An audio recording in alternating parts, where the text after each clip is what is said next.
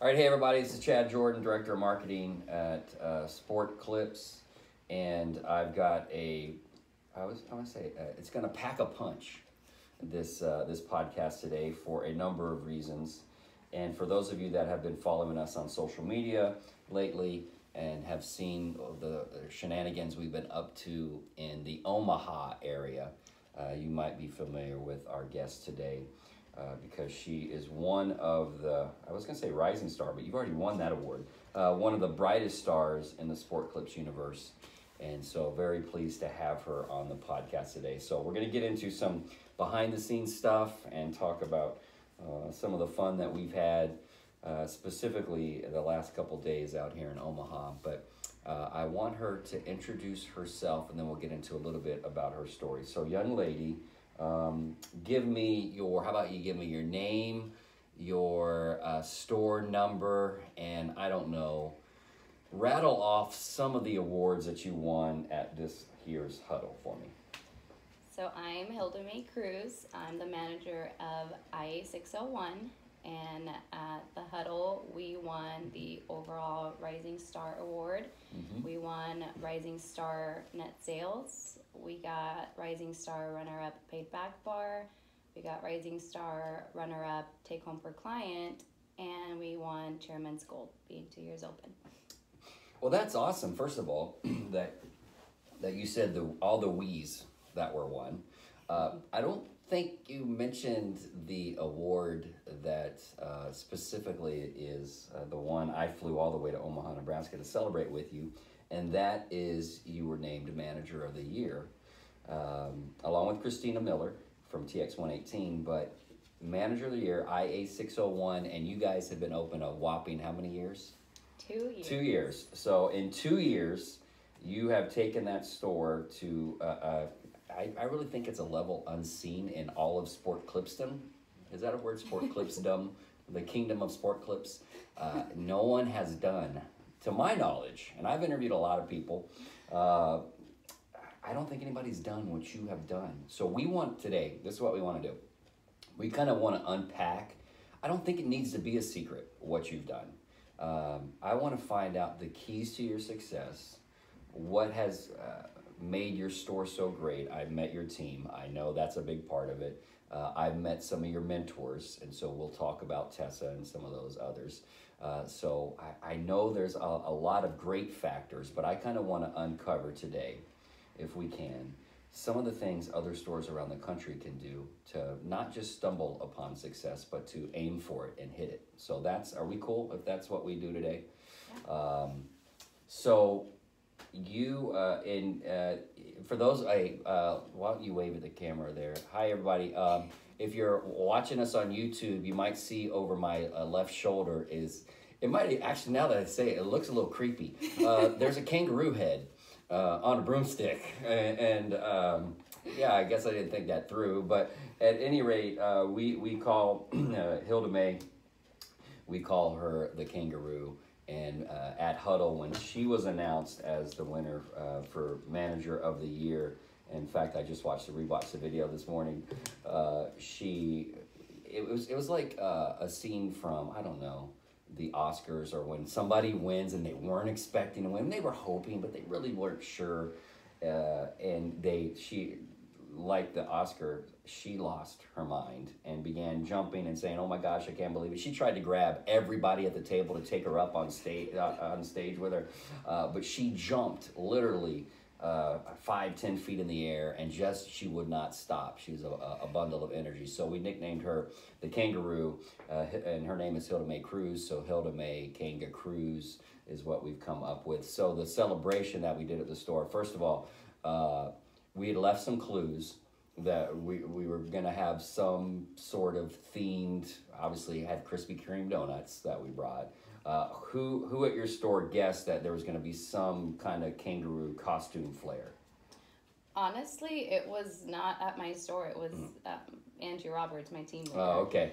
She was like, "Did you get the clues?" And I was like, "I heard donuts." Mm-hmm. And she was like, "And Joy and Joey." And I was like, I looked at my husband, and I honestly did not even know who Joey the Kangaroo was. Oh, my I am goodness. not going Okay. to lie. All right. Well, you're millennial, so you know. I'm not going to lie. Not knowing that Joey is the name of the baby kangaroo, especially from Winnie the Pooh. But so okay. Well, so there was a little element, hopefully, of surprise when the kangaroo came hopping into your store.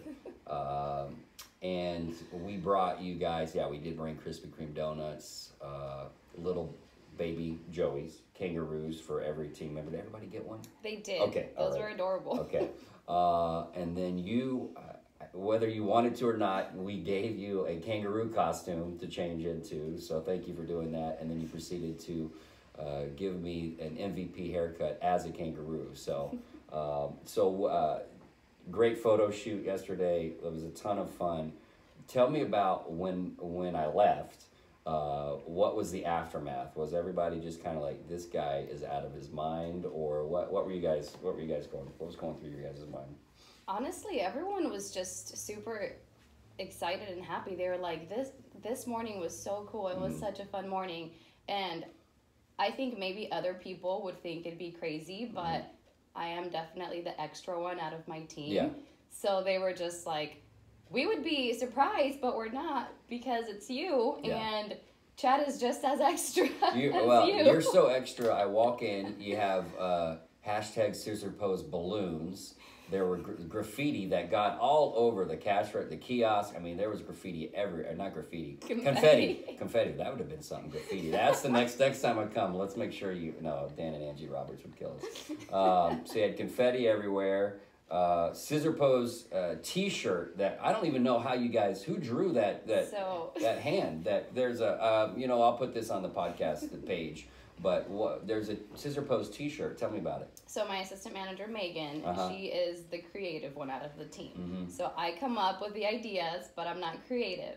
So she is the one that, when it comes to all of our contest boards, everything that has any sort of creativity, she does it, and she's amazing at it. And I was like, I have this idea. I really want to do it. Is it possible? Can you actually get the Scissor Pose hand? Can you do that? And she was like, I'm pretty sure I can do it. And she did, and it was perfect. I was like, oh my gosh, this is literally perfect. It looks just like his hand throwing up the scissor pose. It was so unexpected. Total credit to her for making it happen. It was really cool. And for those that don't know, the Scissor Pose is the Sport Clips official when we take pictures at a store visit or hanging out or at a convention or anything. You know, there's rock, paper, scissors, Rochambeau. And so we throw the scissors pose for Sport Clips. So that's our official hashtag Scissor Pose that we do.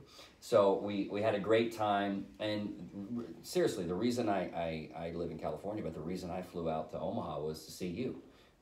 Not just for this podcast, but to see your store. I had to get to the root of exactly what makes you guys so special. I was thinking maybe there's some locations that they're in the perfect shopping center, or they're just right, and it just happens to be they're almost lucky in that way where they're placed perfectly. And you definitely have a great location, but man, when I walked in, your team, the energy, it wasn't just me visiting, it was the energy of your team. I think every single one was super friendly. They came, most of them weren't even working. I mean, you didn't have 14 people. Maybe you do have 14 people scheduled on that. I don't know. Okay. I don't think you had that many stations. But they came in early. I mean, we came at 8:30, 8:45, and they were there. So tell me a little bit about your team and what makes them click so well.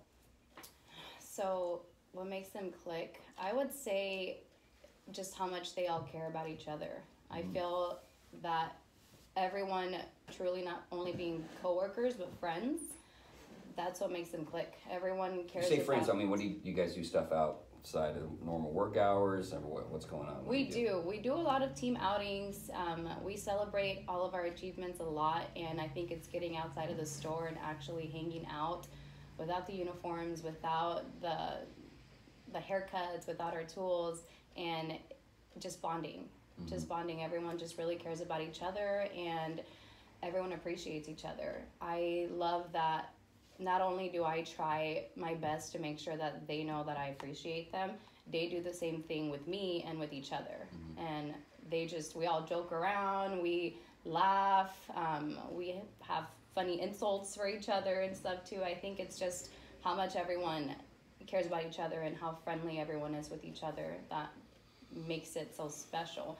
And I think that has a lot to do with the culture in my store. Mm-hmm. From the very beginning, when I was thinking about how I wanted to be as a manager, I thought about how do I want my store to be. And the number one important thing to me was being in a really good work environment where everyone loves working.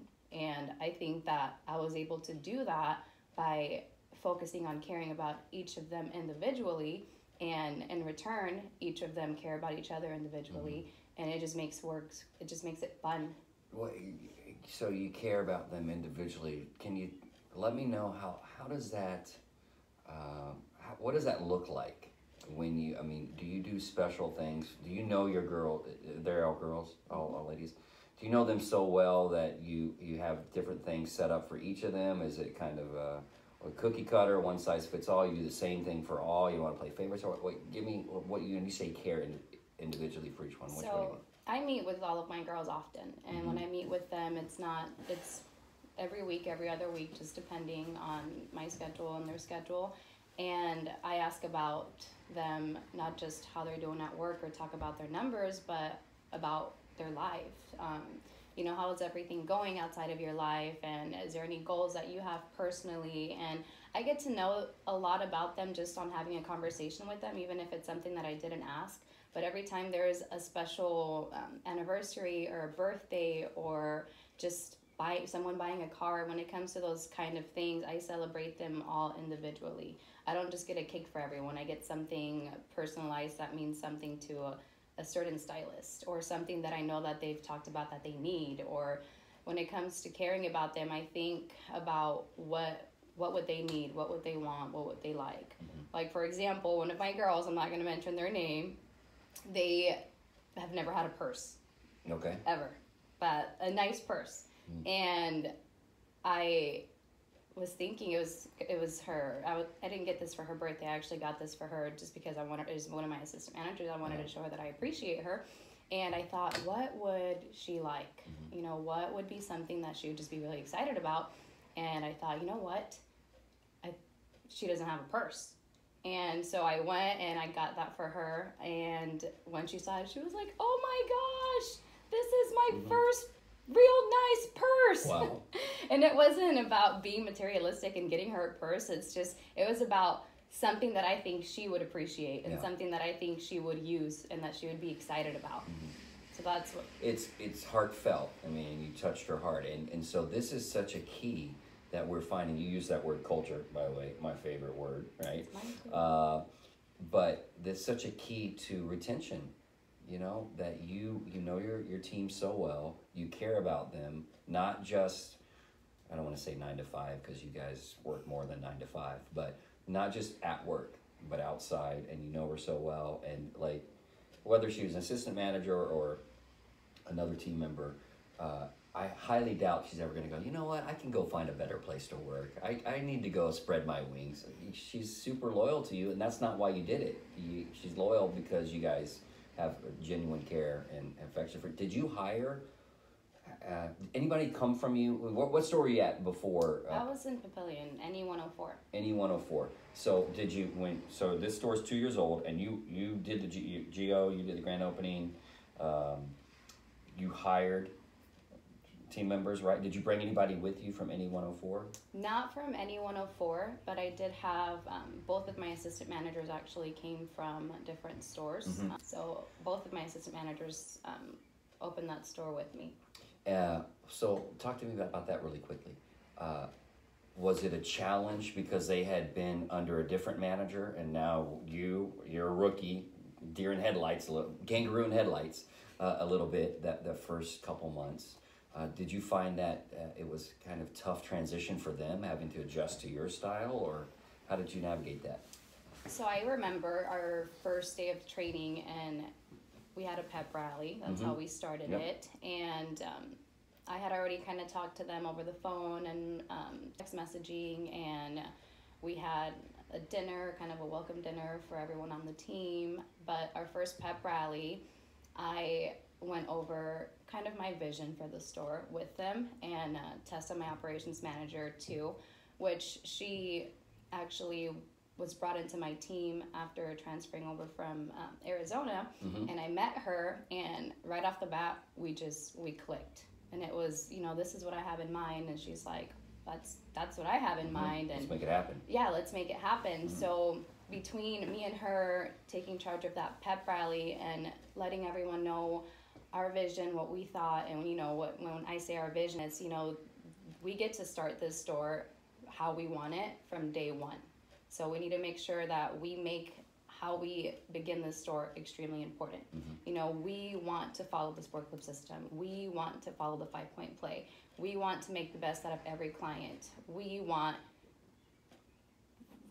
to just have a really, really strong start. And both of them were actually like, I'm actually really excited. That's what we want. Yeah, they're like, that's what we want. And I don't think that they thought that's what they wanted, because in the past, I mean, being in a store that's been open for a while, sometimes you can kind of lose. Yeah. You can kind of lose how would I say it? You just lose the hunger, the intensity, the motivation, the edge. 5-point play, the edge. So I think they were both just so excited to see how excited I was and how excited Tessa was, and to see the vision that we had, and they were just completely on board. They were like, this just seems really cool. Like, I'm so excited to be part of this team. And ever since then, they've been on board, and they haven't lost that motivation and that drive. So it actually wasn't a challenge at all. It was very exciting. How many team members have you, let's see, you have 14, 15, 16 team members at your store? 15. Something like that? 15? Okay. And how many of them have been with you kind of ride or die the entire 2 years?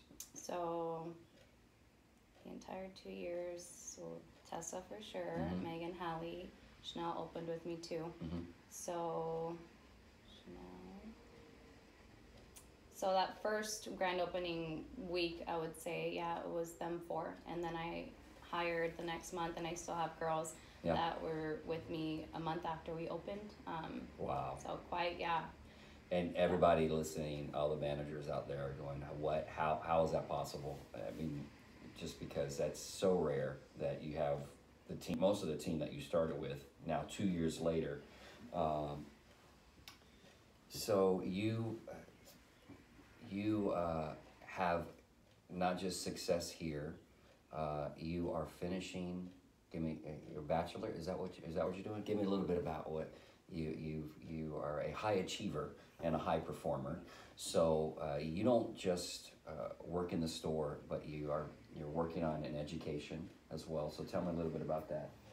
So I got my license in high school. So I got my cosmetology license senior year. I took my in Texas. In Texas, okay. I'm from Dallas. Yep. So in Texas, I started cutting when I was 17, actually. So I was working at a full-service salon, and I was also going to school, just because it's always been one of my goals to finish school and get my degree.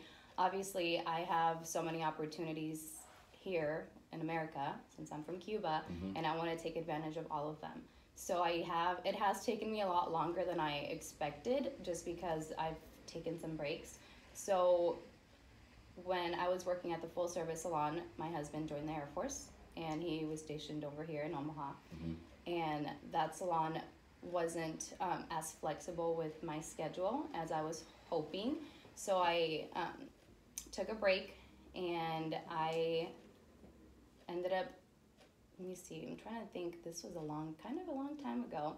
So I took a break, and I focused more on school. I wasn't cutting hair, and I was working for an insurance company, and that was totally not me. So I bet that was totally not me. So I kind of focused on school and focused on that job, and I was happy with, moving along in school, but I felt like I missed my career cutting hair. So I took a break from cutting hair, and I focused on just school. Once I got married and I moved here to Omaha, I decided to apply at Sport Clips, because one of my friends was like, hey, this is a really cool place.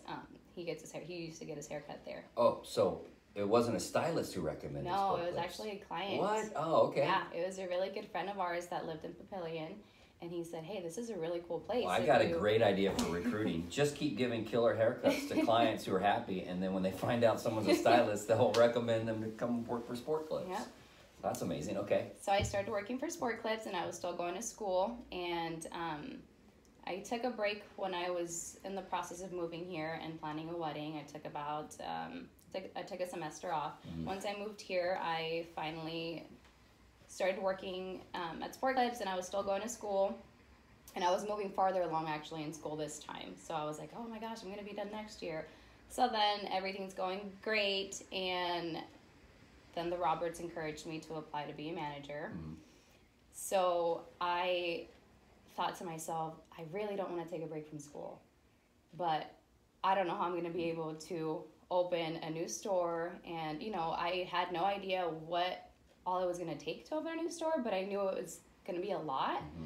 So I took a break again. I took about a 1-year break. It was the first year that we were open, and I'm glad we did. I was going to say, in hindsight, aren't you thankful that you did take that break? I am very thankful that Okay. I took a break. And whenever I was offered the position, the Roberts told me, we want you to know that we don't want you to stop going to school. You know, we want to encourage you to finish your degree. So then once I finally felt like my store was great and smooth, and, you know, it didn't need me as much as it needed me that first 6 months or so, I finally told myself, okay, I'm going to do it. I'm going to go back to school. And it was really hard because many people would know that once you stop going to school, it's so hard to go back. Right. Oh my goodness. I can only imagine. It's so hard to go back. So finally I was like, you know what? I have come so far. I can't not get my degree. Mm-hmm. It's always been one of my goals, and I would beat myself up over it in the future if I didn't finish. And you were this close. Yeah, I'm like, I'm this close, and I've already spent a lot of money, so I gotta go back and finish. So that this past semester was actually my first semester going back full time, and it was one of the hardest semesters that I have had. But because of now I'm a senior, so it's all upper level courses. But I am finally getting to the very, very close to the finish line. So in December, I do graduate with my bachelor's. Amazing. And I'm getting my degree in organizational communication and leadership, so communication studies. And I'm super excited that I did not stop.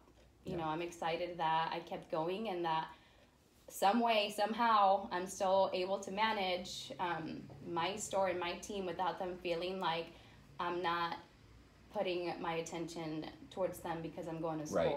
You know, it's hard, but I love that I'm able to balance both and still let the team know that I'm there for them. And they're so extremely supporting. They are just awesome. You know, some team or some people can say, well, you know, she focuses so much on this, or she's putting so much of her time on that, but they're also supporting. I bet you when I do graduate, they're probably all going to be there. Oh, yes. And there won't be a dry tear, a dry eye in the auditorium when that happens. I know. It's like, you know, your store is like a family, and you're all sisters and, you know, aunties or whatever. And so what I hope, as you're talking, by the way, I can tell you're a communications major because you're flowing very well. Am I? Yes. It doesn't feel like you're doing amazing. But I hope other managers or stylists that are listening to this episode are going, you know, that's what's missing in our store. If it is missing, you know, maybe that's the missing key. Maybe that's the missing element. And they're beginning to put the dots together. That if they're not seeing the success that you guys have seen, which again, I'm hoping is replicatable. I hope others can duplicate it. And it doesn't need to be, you know, a 1 in a million shot here. This isn't the lottery that you won. You actually went out and worked it. This is not luck for you guys to have. I mean, when you said all the awards at the beginning, and we, it wasn't, you never said I, so I had to do that one. But the manager, even manager of the year, none of that is luck. Nothing fell into your lap. And I think it just over the course of the last 5 minutes of you describing how you were going to school and you didn't want to give up on your dream and all of that kind of stuff. December is going to be huge. So, and is Emmanuel? Yeah, my husband's actually graduating with me too. So have you guys been like cheering? Has it been a competition, or have you been cheering each other on? How does that work? Because he's in the home stretch too. So I don't think it's been a competition. It's just been a lot of just pushing each other. I mean, I actually, to be honest, I didn't want to go into the semester full time. And I told my husband when I was looking at my degree plan and looking at each class description, I was like, oh my gosh, this sounds really hard. And this sounds really hard too. And I actually almost dropped one of my classes, but I needed it to graduate. And I was like, if I drop this class... Oh, wait, you were going to drop it because it looked hard, or yes, because you got it? Okay. Because with all of the other classes I was taking, I thought it was going to be too much. And I'm sitting here and I was like, I think I'm going to have to drop this. He's like, you haven't even started the class. And I was like, yeah, but if you read it, it seems intimidating. It was so intimidating. And he was like, no, you're going to take your classes, and if you feel like you are overwhelmed, I understand, but you haven't even started it. Wow. So, it was kind of just a little bit of that. And I did the same thing with him. He was taking business law, and he was like, this class is kicking my butt. I think I'm going to drop it. And I was like, what are you going to do if you drop it? Take it next semester. And I said, okay, well, you're taking it now, so you might as well just keep going. You just need a C, which he actually got a better grade. Get but degrees. Exactly. Story of my life. So we just both motivate each other. I think we're just both excited to be able to say that we were able to do it together. I love that. And what a great life lesson for both of you. You not giving up just because something looks challenging. And then him not quitting even when it feels like that's the easier option, and then obviously for you guys to be there for each other. So that's tremendous. I don't want to get away from something you had mentioned, that you grew up. You were born in Cuba, and you came to the U.S. when? So when I was 6, my dad won the U.S. Visa lottery. Speaking of lotteries. Yeah, okay. Speaking of lotteries. So it's basically like the Mega Millions. They have it in a lot of communist countries. So how it's completely random. I don't know anything about this. So describe, what is that? So the U.S. Visa lottery, they actually still have it. It's changed in some ways, but you basically fill out an application, and you put your name in, some of your information. That's what my dad did. That's what he did. And they basically go through a process of selection, and it's random. So once you do get selected, you have to go through a lot of processes to actually be able to leave the country. But my dad, he's very, I wouldn't say, well, he's lucky in that sense. Yes, I will say that he's lucky because he won the lottery, but he just has a really good, I don't even know what word to describe it, but he's just a very good person, and he tends to run into luck a lot, even after the U.S. You make your own luck, right? That's what they say. So yeah, my dad won the U.S. Visa lottery, so my mom, my dad, and my grandma all got to come. So what, do you get a limit of the people, or does all your kids, like if you had 6 kids, could they all, how does that work? So it's everyone in your immediate family. Okay. Everyone in your immediate family. So my dad, my mom, and my grandma all moved to Texas when I was 6. And we moved to Texas, to Dallas, because we had family there. And not because of the Cowboys? Come on. Go Cowboys! All right. But that wasn't why. I wasn't a Cowboys fan yet. So we moved to Texas when I was 6, and we moved in with my uncle, because obviously we were from Cuba, and in Cuba you don't have a lot of money. No kidding. So we basically... What was your dad's occupation? So over there, in Cuba, you do a lot of things to make money. So he made pizza. What else did my dad do in Cuba? He worked for my grandpa, and they worked actually at a cigar factory. So hello. Yeah. So he worked at a cigar factory. That's what he was doing then. And then when we came to the United States, we moved in with my uncle. So there was a lot of us in a small apartment. And little by little, my dad, he started a minimum wage job as a cook, and he just worked his way up. So we went from that apartment. We finally, 6 months later, we had our own apartment. It was a 1-bedroom apartment. Then we had a 2-bedroom apartment, and then my dad bought a house. Wow. And yeah, so you can say really feels like the American dream. Oh, for sure. That's amazing. Yep. And are your parents still around? Yeah, they are. They're in Dallas. Yeah. Okay. No, that's tremendous. So what was their reaction when you FaceTimed them or called them from Huddle saying that you'd won Manager of the Year? My dad and my mom they're like, we knew it. Uh-huh. And I was like, well, I didn't know it. They said, well, they were saying we knew you were going to win awards. Because, I had a feeling we were going to be very close to winning the Rising Star. I had a feeling we were going to get... What are all these? So for people that aren't affiliated with Sport Clips, the Rising Star means what? So I'll actually go back to not this past huddle, but the previous huddle. That huddle, we were shooting to get the Shooting Star. Yeah. So the Shooting Star Award is basically when you are a brand new store that's opened. Every store that opened around the same time that your store opened gets to qualify for these awards. Basically being the best new store. Yeah. And that previous year we got runner-up Shooting Star. And I was like, well, you know what? Next year we're going to win the Rising Star. And this is, I think this is what we need to do. And, if we work together and if we... What do you mean? That was general. This is what we need to do. Okay, Can you be more specific? Yes. Okay. So the 5-point play obviously is number one, making the best out of every client, just being passionate, being motivated. And I think what helped us is my girls don't only focus on their individual goals as far as their numbers. They focus on our store's goal. So you can ask them, what's your goal individually? Okay, what is your store's goal? And I feel like a lot of stores, kind of from what I have seen, their teams are not that they don't know, but their teams are focused more on themselves and them individually, and that's completely fine. But when you're focused on your store's goals as a whole and you all know what you're shooting for and you know what the Rising Star is and you know what the Shooting Star is and when you know what the Logan Trophy is, everyone's going to be so much more motivated to get there. And whenever I was at the huddle and I won the Rising Star, each of them knew exactly what that meant. Each of them knew what the award was, what we all did to get there. And like I said, it was making the best out of every client, everyone knowing what the goal was. We made a big board that said Rising Star. We made a goal with our... I want to say, back bar? How are you guys? Paid back bar? Yeah. Very good. Okay. So... How are you good? We average... You're lucky. Let me guess. You're just lucky. We're so lucky. Won the paid back bar lottery. And what's funny is that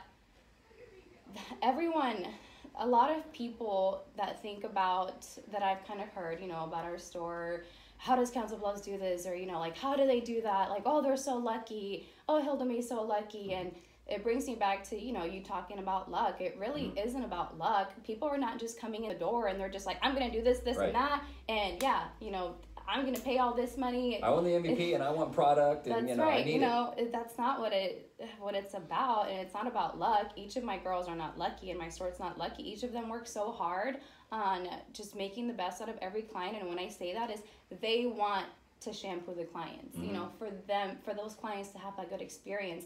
They want to educate them on product because they want the clients to know what they should be using and what makes their hair look as good as it does. Or when they bring in a picture, like, oh, I have exactly what you need to have your haircut look like that. And they're passionate about their jobs, their haircuts, their education when it comes to educating them on products, when it comes to doing back bar and upselling, not only for their own benefits, but for the benefits of the client, because they truly have the absolute best experience. And that's always going to have them come back. I hear frustration from managers sometime about, well, they don't sell enough retail, and it's a struggle with paid back bar or getting their clients to know about online check-in or any of those sorts of things. So what advice would you give managers that they're not complaining, but they're frustrated at the lack of growth they've seen in some of these key areas? I would tell them to start with why. I actually read that book with letter? W-H-Y. Okay. Start with why. 4K, right? 4K, yes, Yeah, okay. You're right, All why. Okay. I would tell them to start with why. And I didn't think about, I've read Start With Why by Simon Sinek, the book, and I didn't think about this before I read the book. That's just what I did. Anytime that I would tell my girls about something, I told them the reason of why we should do it. I'm like, hey, I have, this idea, and this is why I think we should do it. This is why I think it's going to be successful. So when I talk to my girls and when I coach them and when I coach them on retail, when I coach them on back bar, I start with why. I tell them, you know, if you actually show the clients what you use, if you tell them how much they need to use, and if you show them how to do it, they're going to want to buy it because you showed them and you took that time to work with them individually. And whenever my girls offer the MVP and the client says no, I'm like, hey, why don't you let the clients know why the MVP is so good, why it's so awesome, why it's good to get a shampoo, you know, why they should buy into this experience. And I think that them letting their clients know why, hey, did you want to do the MVP today? It's our signature service. It's awesome. You're going to love it. Or if they say no to the MVP, my girls don't stop there. If they say they I know. MVP, I was there. Yes, I wasn't going to leave. They don't take no for an answer, and they don't stop there. If they say they don't want the MVP, okay, well, we have an awesome shampoo, just a wash. If you want to get that hair off, if you want to double check it and make sure your hair is nice and clean, and we'll even style it afterwards. So they let the clients. And it doesn't sound rude, or it doesn't sound like you're hustling when you do it. I mean, it sounds very natural. Like it's in the client's, but why? Best interest. Like, why wouldn't I want? Yeah, I guess exactly. I need that. You're right. Yeah. So I kind of coach them on why we do what we do, and they coach the clients on why they should buy into what we do. So that's kind of how I look at it. Is just if you let them know the reason of why we do what we do, or why you're encouraging them to sell more retail or to know the product, they buy into it. And it's not that you're manipulating them to think in a certain way. It's, in my opinion, if I tell someone to do something, I'm not telling them to do something for my own benefit. I'm telling them so that they know what's in it for them. What's in it for you, what's in it for your client, what's in it for our store, for all of us overall. And so I would just encourage them to start with why, to sit down and think about what you want the outcome to be. What you want the outcome to be with your team member when you're trying to encourage them out of your frustration. I'm not crazy, right?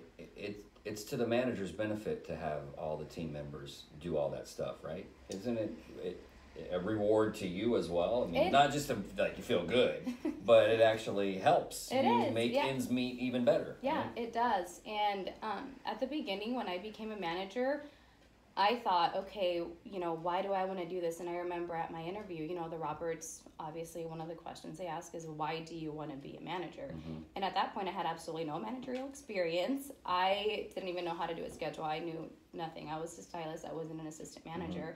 And I didn't think that I was only with the company for 1.5 years. I didn't think that interview would actually result in me getting the job. But I was like, well, you know what, I think this would be a really good experience, like my first professional job interview. I think it would be a really good experience.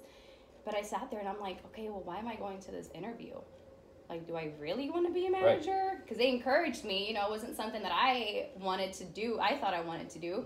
So I thought, okay, if I did want to be a manager, why would I want to be a manager? And I sat there and I thought about it. And I was like, you know what, I think I would want to be a manager because I want to give everyone the experience to work for a really, really good place and to be happy working and to enjoy what they do. You want to influence and I want to, that was exactly what I was going to say. I want to influence them to want to be better and to do better. And I look back and I reflect on the past 2 years, and it makes me so happy that I know that I have been able to do that. Yeah. And you've done it so well that you couldn't help but win all those awards and hop your way onto stage. And so what I want to do right now, I've got a list of 10 questions that I'm going to ask you in just a second. Those are just for fun, but I want to ask you 2 rounds of questions. And the first, let's see, let's go to this one first. What do you know now, being a grizzled veteran of 2 years as a manager, but having won Manager of the Year and all that kind of stuff? What do you know now that you wish you would have known when you took the store and when you opened the store? And like looking back, you go, oh, if I had known this sooner, I could have even gotten there faster or anything like that. What's something that you look back going, this would have been cool to know? And the reason I'm asking, just give you time to think a little bit more about it, is because other managers out there are going to be in your shoes getting ready to open a store or moving to a location or becoming a manager for their first time. And if they had known this, hit the ground running, maybe it would make their lives easier. So what would you say it would be? I would say I wish that I knew that just because you are the manager or you are the boss, you don't have to change the way that you are. Mm-hmm. You don't have to go into this position and think, this is how I'm going to be as a manager. This is what I'm going to do. This is how I'm going to be. You don't have to be a different person. Mm. You need to figure out how you are as a person, and your good qualities as a person, and you need to use those for whatever goals you want to accomplish with that team and that store. You don't have to play I'm the boss now, so I have to be just this authoritative person, because if not, no one's going to listen to me. You need to just figure out what your goal is, and you need to be who you are. Just be who you are. Yeah. Be who you are and care about your people, and you will be successful as a manager. If you are authentic and you genuinely care about your people, it doesn't matter what you don't know, because you will figure it out. Right. But you have to be in it for the right reason. You have to be in it for the right reason. Yeah. I was thinking of how to rephrase that, but there's just no other way to put it. If you're in it for the money, if you're in it, that's fine, but you also have to be in it for the good of your people and the good of your team. Yeah.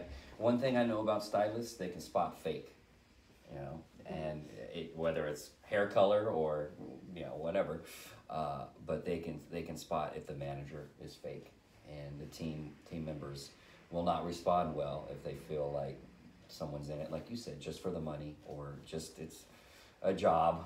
And you guys are stylists. You guys are amazing. You could go get a job anywhere, but why would you want to work at Sport Clips? And specifically, why would somebody want to work at your Sport Clips location? And you, as I walked in there yesterday, as I hopped in there yesterday, I could tell your store loves you. They love working with you and for you. You created just an amazing culture there. I see it on social media, but actually to get to see it in person was a treat for me. So, I love that lesson. Be you. Don't go changing for your store. Incorporate who you are into how you lead, and that is something that you've represented well. My next question, this could be, you can answer this as many times with as many options as you want, but who have been some of your biggest, I don't want to say cheerleaders, who's influenced you the most over these last couple of years, or maybe your entire Sport Clips career? Who do you really owe I know you've been great at deflecting your success, but who would you want to make sure that you recognize who's made the biggest impact on your career here? So that for me is such an easy answer, but there is more than one. Yeah, that's what I figured. But so Tessa Lee, she's my operations manager, and she is absolutely amazing. Did I see her at more than one store yesterday? You did. Either she's a cloned workhorse. herself, or she was at 2, 3, 4 locations yesterday. So when we first opened my store, like I said, we automatically clicked, and we had the same vision. And having that same vision has motivated me to keep going. Being a manager, it's so easy to be, excited that first month or that first year, but to keep that excitement, that is what matters. And having someone that's there to push you and to keep you consistent, I feel has a lot to do with it. But Tessa, she had the same vision. She had the same goal. We both lead by example, which I think is extremely important. You can manage and you can lead in so many different ways, but don't ever ask people to do something that you're not going to do yourself. And that's something that I have stuck with since day one, because she is that way, and she motivates me to continue to lead by example and continue to encourage my team members to also lead by example. And she has helped me so much. I didn't even know that I would be even qualified to win all the awards that we have won. I knew that I wanted to have a really good team, but I had no idea. And Tessa, in the past, she's been extremely successful in her Sport Clips past too. She actually is a manager of the year. She won manager of the year. I'm kicking myself because I should have scheduled podcast time for her. So Tessa, I'm gonna say if you're listening, of course you're listening to Hildamay or watching. Oh, I need to get you on the Hall of Fame podcast, so we will figure this out because and she is a Hall of Famer as well, and like you said, you probably wouldn't be where you are today without her and her amazing stories. So. Definitely, just how genuine, how hardworking, and how caring she is about everyone. She honestly, she doesn't do anything for attention or for anything that has to do with anything other than wanting to help people. And she has helped me so much. Last year at the huddle, I told her... Which was your first huddle? Was that your first huddle? Actually, the Roberts are really awesome. So I got to go when my store wasn't even open. Wow. Yeah. Okay. So this was actually my third huddle. Okay. So my second huddle in San Antonio, right after the award ceremony, I told Tessa, and I was like, Tessa, like, I really want this. You know, I want to win the Rising Star Award. I want to get Manager of the Year. You know, like, what do I need to do? And she was like, you're already awesome. We just need to figure out, you know, what we need to all do together to get you there. And to be honest, we stuck with wanting to win the Rising Star, but I had no idea that I would actually win Manager of the Year. I wanted to at that huddle because you're so pumped. You're like, that's so cool. Like, I want to win stuff too. But she pushed me, and I know that she had a lot to do with me winning Manager of the Year too. And yeah, she's just awesome. Yeah. And I reflect now, and I think everything that I said that I wanted and that I wanted to win, I didn't think that I would, but I did. Yeah. And she was in your corner. Yeah, and she was in my corner every single step of the way. Anytime that I had any issues, any conflicts, anything that I need help with, she has never not answered her phone.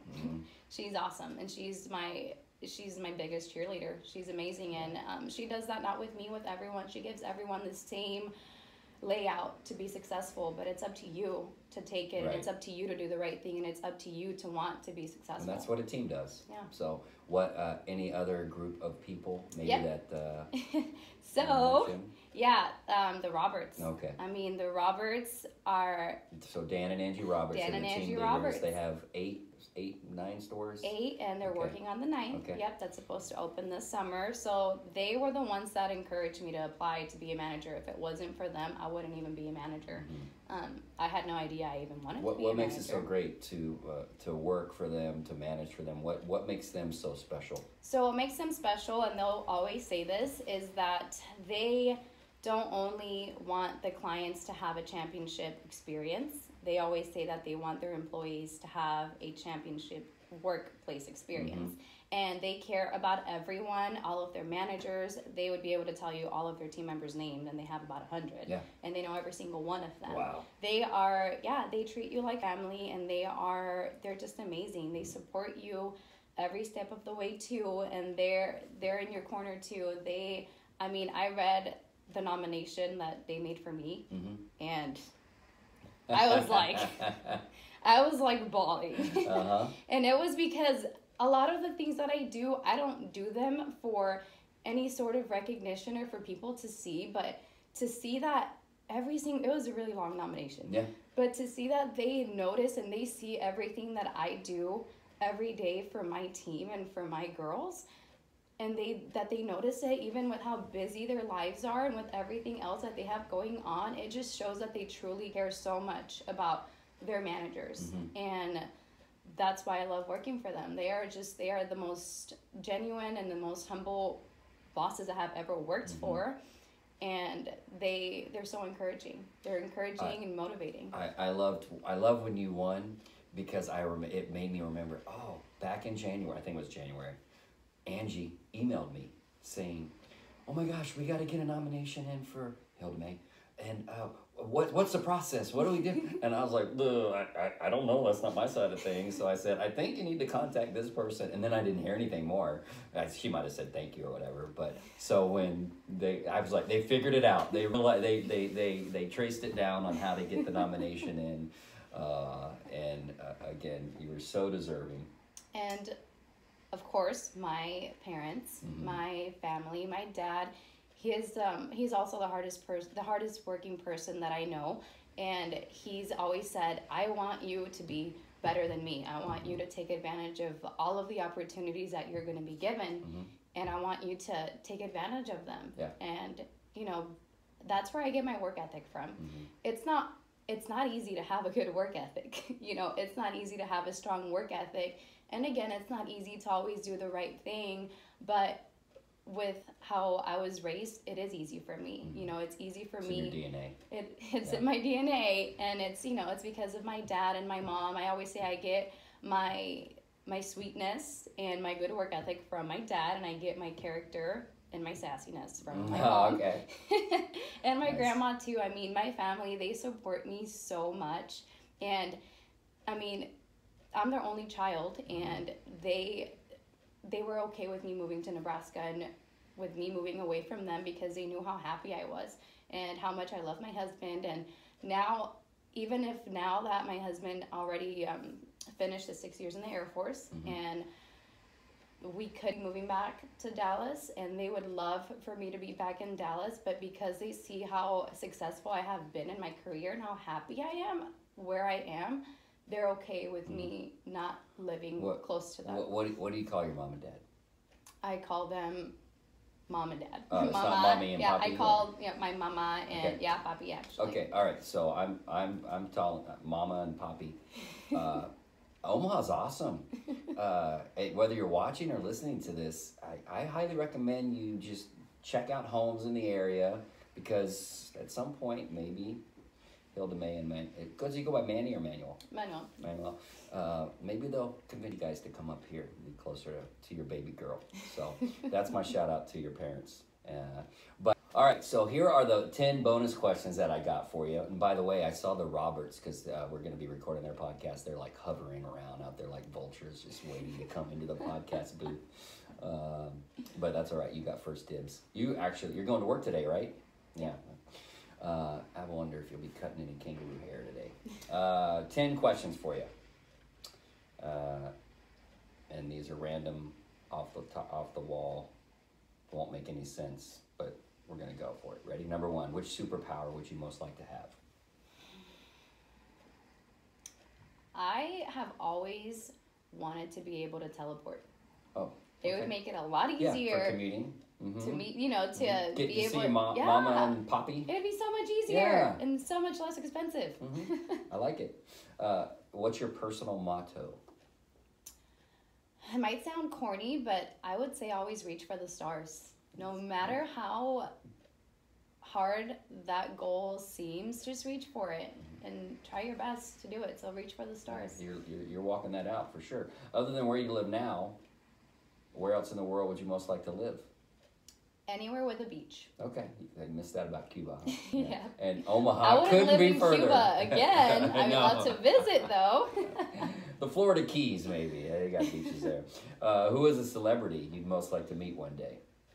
I would say Ellen. I think that she's super inspirational. We gotta and get inspiring. Ellen, because it's such a.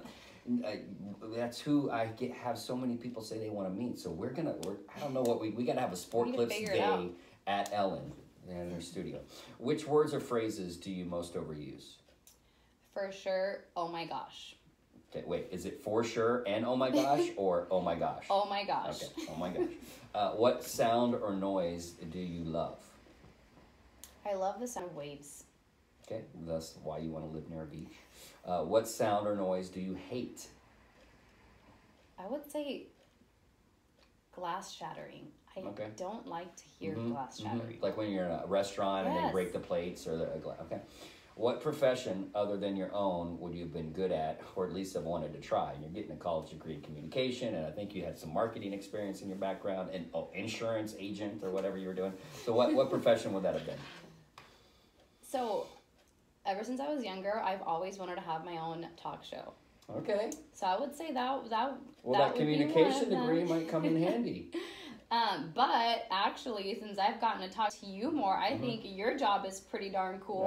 Okay. So watch it, lady. Back I know off. you're all about job all right? security, okay. but I just love I love your passion for culture, and I love how much you love your job. So. All right. Well, watch thank out, you. Chad. We'll see if we can create more opportunities around here. What do you consider your greatest achievement?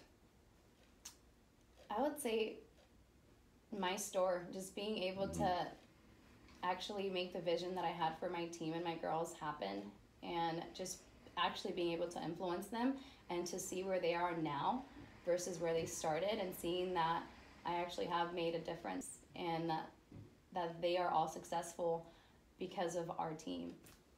Shout out to IA 601, Council Bluffs. That's right. Last question. If heaven indeed exists, what would you like to hear God say when you arrive at the pearly gates? I don't know what I would hear him say, but I would say thank you to him. Just thank you for giving me such a great life. I don't know what the future has in store for me, but I know that with how young I am and everything that I have done and accomplished and all the opportunities I've been given, I'm just so grateful for them. I just want to say thank you. Wow. Well, that's an answer to that question I've never heard before. So, hey, and you're unlike anyone I've met before. Maybe kangaroo shouldn't be your spirit animal. Maybe a unicorn should be, because you are a rare blend of talent and passion and luck. No, just no luck involved other than getting to America. But super proud of you and your store. My gosh, what a great group of gals. Even one of them brought her daughter in because she was bring your daughter to work day, I guess. But just an amazing team.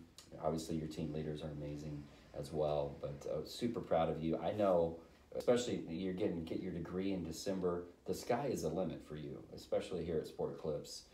I don't know, like you said, I don't know what the future holds, but I know it's a good future for you. So thank you for joining us on the podcast. Thank you for having me. All right. And thanks, everybody, for listening. Tune in next week for another great episode.